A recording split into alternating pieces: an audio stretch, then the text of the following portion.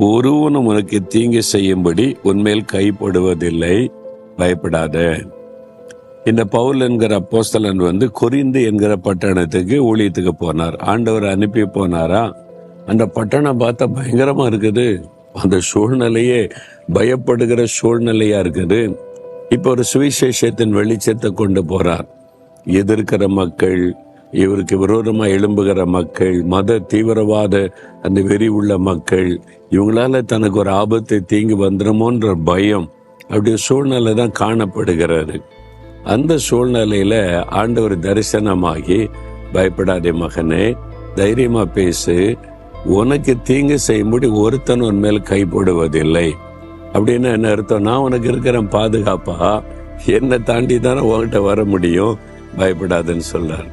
ஊழிய செய்யற இடத்துல பிரச்சனையா? நீங்க வேலை செய்யற இடத்துல பிரச்சனையா?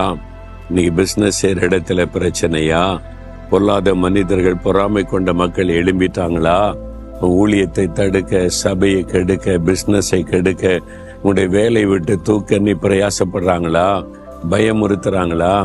அன்று சொல்றார், பயப்படாத, அதெல்லாம் நடக்கும். உன்னை சுத்தில உள்ளவங்க உனக்கு விரோதமா பொறாமையினால நீ அழியட்டு நீ பிளான் பண்ணுவாங்க, மந்திரவாரம் கூட பண்ணுவாங்க, உனக்கு தீங்கு செய்யும்படி இல்லாத பொல்லாத காரியத்தெல்லாம் செய்வாங்க. அதிகாரிகளை தூண்டி விடுவாங்க, ரவுடிகளை தூண்டி விடுவாங்க, உன்னை டிஸ்டர்ப் பண்ண நினைப்பாங்க, உன்னை விரட்டிடணும் நீ நினைப்பாங்க, உன்னை முடைக்கிறோன்னு நீ நினைப்பாங்க.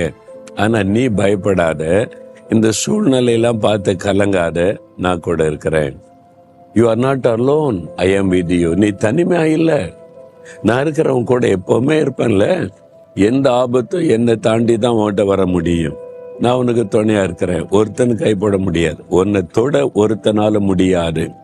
உன்னை தொடுகிறவன் என் கண்மணியை தொடுகிறான், நீ வாக்கு கொடுத்திருக்கிறேன்ல, பயப்படாதேன்னு சொல்றார்.